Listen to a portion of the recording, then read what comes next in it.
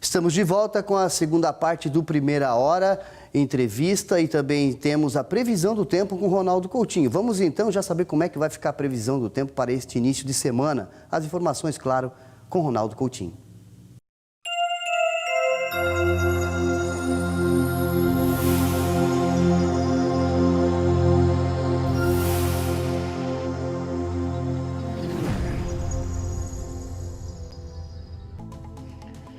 Bom dia. O tempo segue no geral com alguma chuva agora na madrugada, início da manhã, depois melhora, final da manhã para frente, à tarde dificilmente tem chuva e fica até quente, passa dos 25. Amanhã pouca chance de chuva e calor, com variação de nuvens e sol. Na quarta começa com tempo bom e pode ter chuva entre a tarde e a noite, caindo a temperatura. E melhora e fica bem frio de sexta para frente. Sexta e fim de semana vão ser bem frios na região. Da Climaterra, Ronaldo Coutinho. Olha, agora nós vamos com o quadro Entrevista e hoje eu recebo aqui no estúdio do Primeira Hora o ex-prefeito Juarez Ponticelli para conversar conosco aqui na UniTV. Ex-prefeito Juarez, muito bom dia. Bom dia. Muito obrigado pelo convite. Nós que agradecemos, né, você aceitar o nosso convite para vir aqui na UniTV para falar um pouquinho dessa volta, né, ao cenário político da nossa região. Muito bom dia, obrigado por estar aqui. Muito obrigado pelo convite, uma alegria para mim estar aqui, cumprimentar a todos os telespectadores também. Depois de um longo período, é muito bom estar de volta aqui. Ex-prefeito Juarez, por que de repente você procurou a imprensa e daí não nos interessa? Muitas pessoas questionaram, porque foi região de Criciúma, enfim, a imprensa é imprensa, né? E cada um tem liberdade para ir aonde quiser, pelo menos eu entendo dessa forma.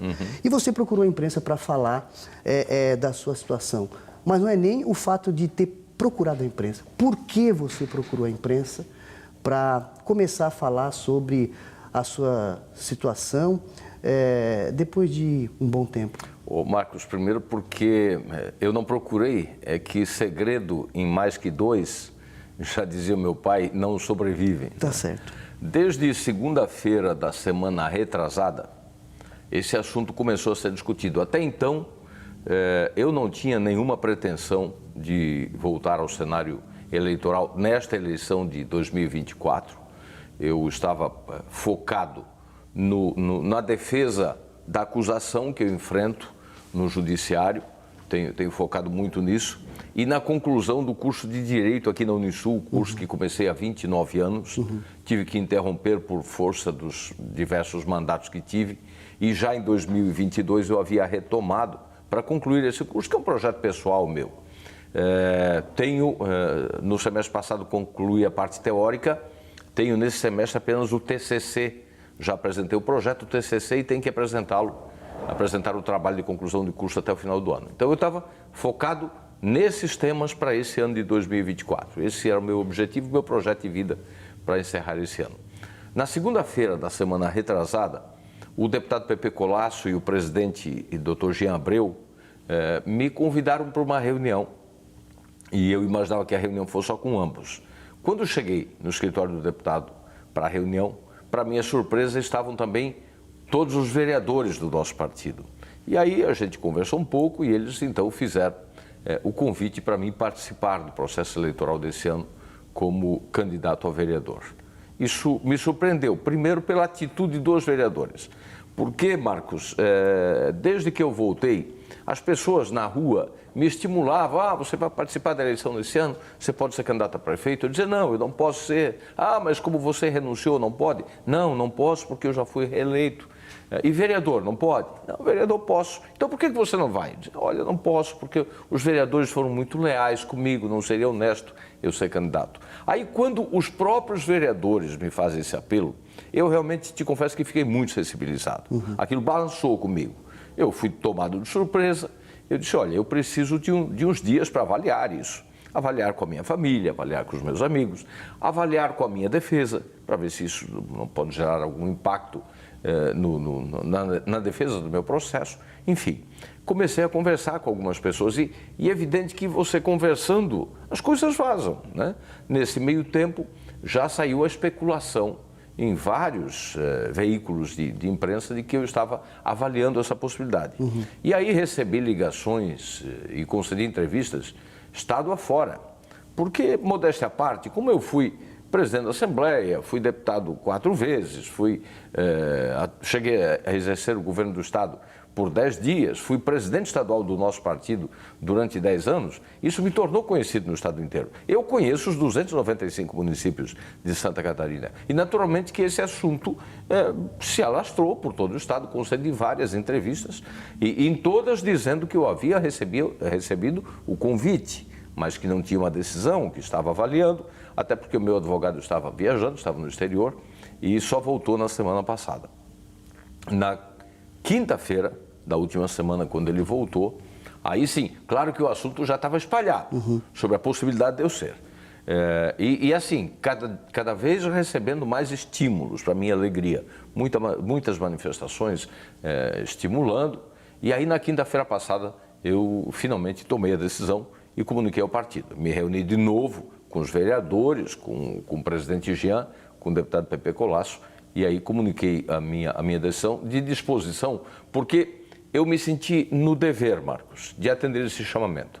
Os vereadores da minha bancada sempre foram extremamente solidários durante os 6 anos de mandato, eles nunca me faltaram, sempre foram extremamente corretos e eu também sempre respeitei muito a Câmara e os seus integrantes. E agora, quando eles me pedem um gesto desse, eu não poderia me furtar de participar e de ser solidário também. Segundo, eu tinha ainda a metade do segundo mandato para realizar, para executar, com diversos sonhos, com diversas obras que eu ainda pretendia concluir. Não pude concluí-las, né? E vejo algumas delas até paralisadas. Então, a disposição de ser candidato a vereador e se eventualmente tiver a oportunidade de ser, vai ser para continuar defendendo aquelas ideias, aqueles projetos que eu pretendia executar e que não tive oportunidade pelo afastamento nos últimos 2 anos de mandato. Ex-prefeito Juarez, todo esse imbróglio jurídico, né, vamos dizer assim, e tudo que você vem passando, você acha que trouxe desgastes para a carreira política de você? Sem dúvida, não há como negar isso. E as pessoas me perguntam, inclusive meu filho, tu estás preparado para enfrentar essas cobranças e questionamentos que vão vir? É claro que estou. Eu não tenho dúvida de que elas virão. E é bom que venham, porque eu também vou ter oportunidade de falar sobre isso. Eu tenho 28 anos de vida pública, não tenho nenhuma condenação ao longo desses 28 anos, nenhuma condenação. Respondo a um processo que está tramitando no judiciário, estou me defendendo, fazendo a minha defesa e espero, ao final do processo, provar a minha inocência. Mas enquanto isso, e você sabe, os processos são no judiciário, não caminham de forma célere como a gente gostaria. Então tem que ter a paciência e esperar o tempo. E é assim no judiciário, não é comigo só, é com todo mundo, é assim que funciona. Então eu estou resiliente, paciente, esperando o julgamento do processo, confiante na minha defesa, confiante na justiça. Mas enquanto isso a vida precisa continuar e eu tenho coragem e disposição para andar na rua, como tenho andado ao longo desse ano e tanto, e sou, Marcos, modéstia à parte, muito bem recebido. Eu nunca recebi, nesse tempo, uma agressão verbal de uma só pessoa na rua. É claro que ataques muitas vezes ocorrem, principalmente em redes sociais. Redes sociais, e a gente percebeu, na semana passada, dia que eu concedi uma entrevista numa rádio, a gente tomou cuidado, a nossa equipe foi dar uma avaliada em todas as mensagens negativas. 90% delas eram mensagens de fakes. Então não tem problema a pessoa bater. Eu tenho erros e virtudes. E as pessoas podem me questionar, têm todo direito. Também não tem obrigação de gostar de mim. Mas faça esse ataque de forma real. Não se escondam atrás de um fake. O problema é quando a pessoa covardemente se esconde atrás de um fake, como a gente percebeu que 90% daqueles ataques eram de fakes. Agora, no mais, questionar, opinar contra, colocar opinião contrária, não tem problema nenhum. Eu não tenho nenhuma dificuldade de fazer esse enfrentamento e de conversar com as pessoas. Juarez, eu queria lhe fazer uma pergunta agora, que é uma pergunta do cenário político, né? Não só municipal, estadual ou federal.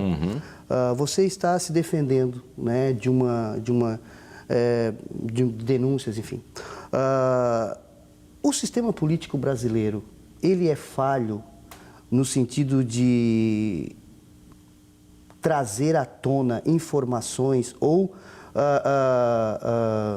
vamos dizer assim, situações que possam prejudicar o político no erário público durante a gestão, no sentido de que isso possa ser uma falha do sistema, de realmente você estar fazendo um bom trabalho e ser processado por uma situação, por um furo político, por uma questão de que o sistema político ele é assim.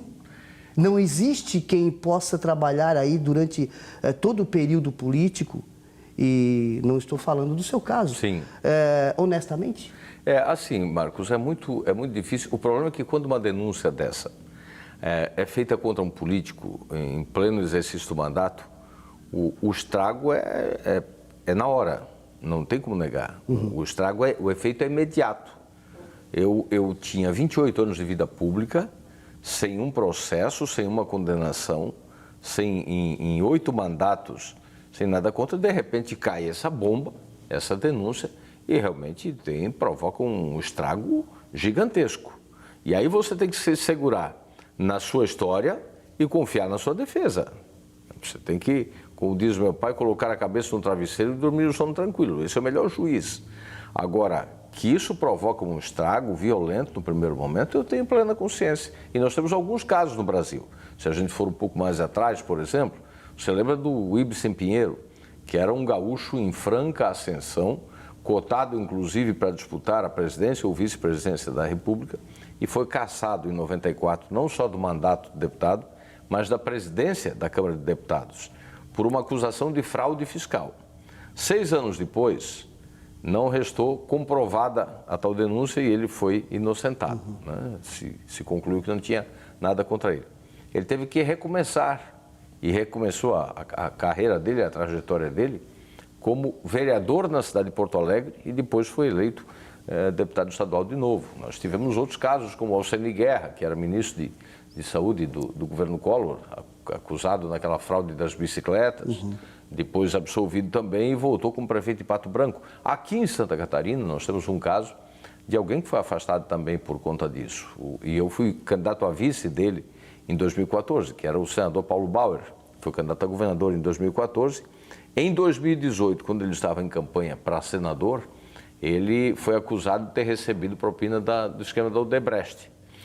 Agora, um mês atrás, ou seja, 6 anos depois, foi comprovado que aquela acusação não tinha fundamento.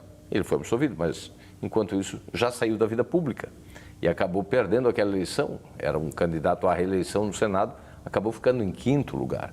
Então, a gente tem que ter consciência de que os efeitos de um caso desse, uma situação como essa, são imediatos e, é claro, para quem tem a persistência, confia na inocência, tem que se expor e correr atrás, como eu estou fazendo. Ex-prefeito Juarez, o que precisa melhorar no contexto político? Por exemplo, nós temos várias leis, né? Várias leis que vêm aí a auxiliar na questão da transparência, né?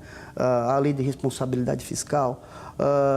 Você que vem de uma carreira política, né, em todas as esferas estaduais, né? Desde deputado estadual, presidente da Assembleia Legislativa, né? Vereador, prefeito e gestor, né? nesse período. O que você acha que deve mudar nessa questão para que não aconteça esse tipo de coisa? Porque, por mais que tenha ferramentas, às vezes, logicamente, elas funcionam e são efetivas, em outras situações nem tanto, como o senhor falou agora das defesas que vieram aí na história do nosso país. O que você acha? Que existe falha no sistema, não há como negar. Nesse processo, inclusive, nós sofremos uma acusação por uma licitação que ocorreu em 2018 e o processo veio em 2023, 5 anos depois. Mas nesse meio tempo não houve nenhum questionamento sobre o processo, sobre aquela licitação, de nenhum órgão, inclusive com todas as contas com parecer de aprovação pelo Tribunal de Contas. Sobre aquela matéria também.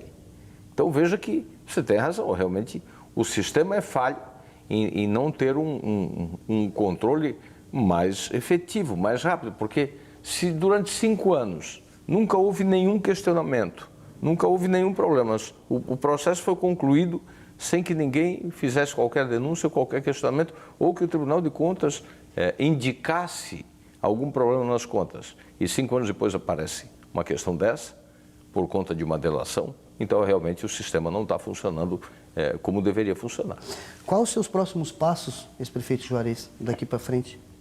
Olha, homologado agora na convenção de sábado, o objetivo imediato agora é essa eleição, 2024. Vou participar efetivamente, vou tentar construir essa eleição para das 15 vagas na Câmara de Vereadores. Vou trabalhar muito fortemente para a nossa coligação, para os nossos candidatos à majoritária. O ex-prefeito Carlos Stipe, nosso candidato a prefeito, homologado no dia de ontem.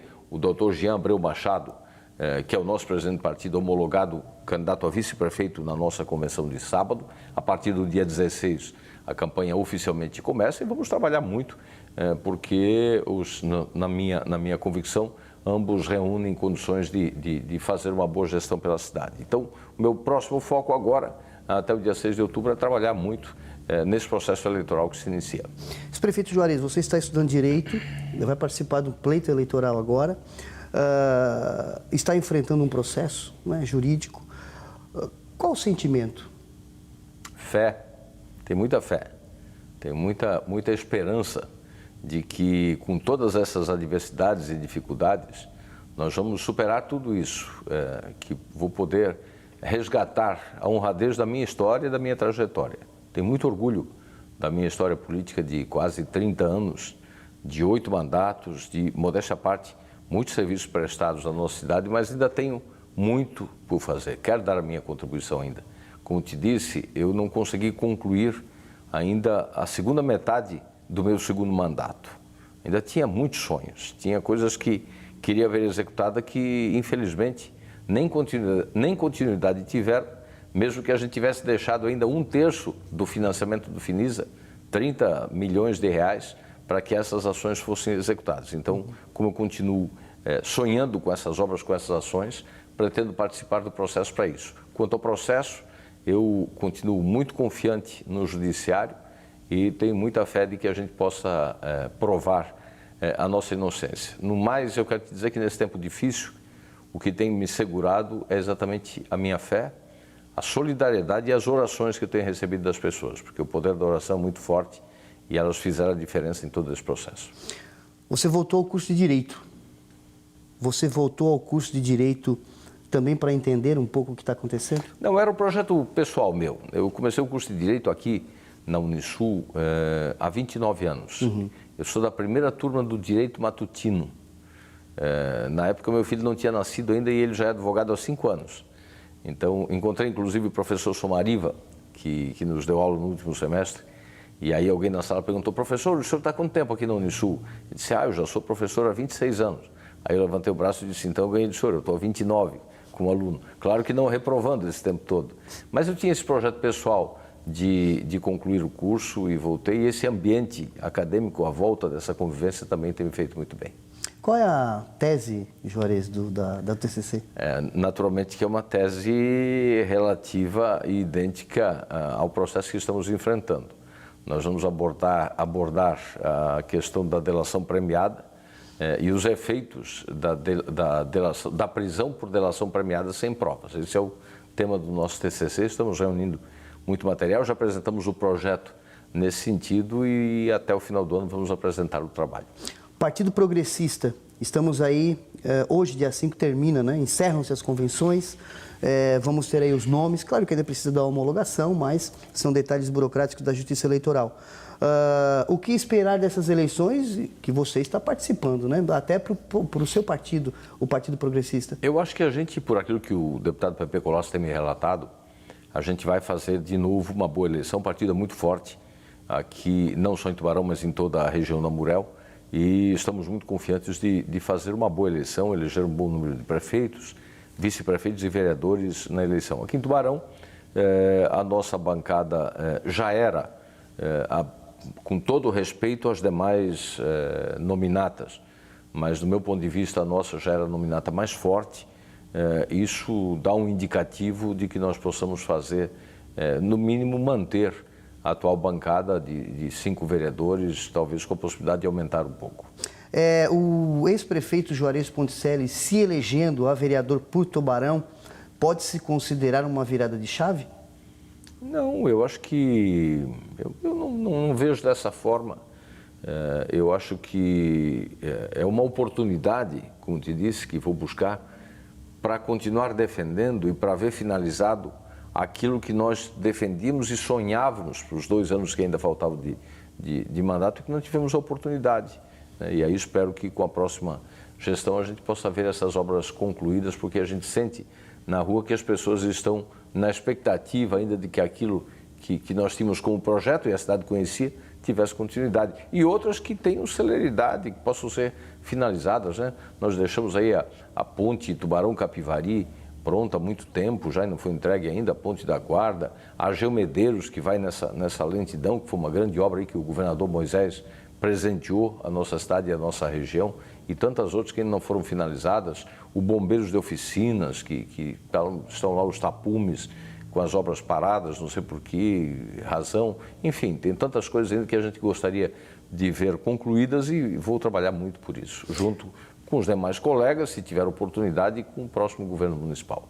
Prefeito Juarez, uma campanha a vereador, né? Você tem uma história política, né? Já foi vereador, né? Já esteve... Comecei assim, né? E agora, oficialmente, começa a campanha. Certeza de que vai se eleger? Não, é uma eleição muito difícil. Aliás, me preocupa até algumas manifestações. Vai fazer uma votação X, vai fazer Y, vai fazer uma maior votação. Não, eu tenho muito pé no chão. A eleição de vereador é uma eleição muito difícil, é uma eleição muito personificada, porque o vereador, você gostaria sempre de ter votos para votar em 5 vereadores.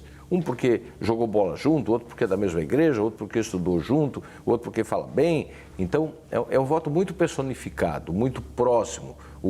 Eu digo sempre que o nariz do vereador está mais perto do dedo do eleitor e do cidadão. Então, tem que correr atrás. Eu sou um retardatário, porque eu sou o último a entrar nesse processo. Os demais já estavam em pré-campanha há muito tempo, se organizando. Eu preciso correr atrás do tempo agora, nesses pouco mais de 50 dias que faltam, me organizar para poder chegar ao maior número de eleitores possível que permita, eventualmente, eu conquistar uma das 15 cadeiras na Câmara de Vereadores. Ok. Ex-prefeito Juarez Ponticelli, muito obrigado por atender o nosso convite e vir aqui conversar conosco aqui no programa Primeira Hora na UniTV. Muito obrigado pelo espaço, um grande abraço para você, para toda a equipe da UniTV e para todos os telespectadores. E assim nós encerramos o programa Primeira Hora. Eu volto ao 12h30 com câmera aberta e as informações desta segunda-feira. Um bom dia, um ótimo início de semana e até lá.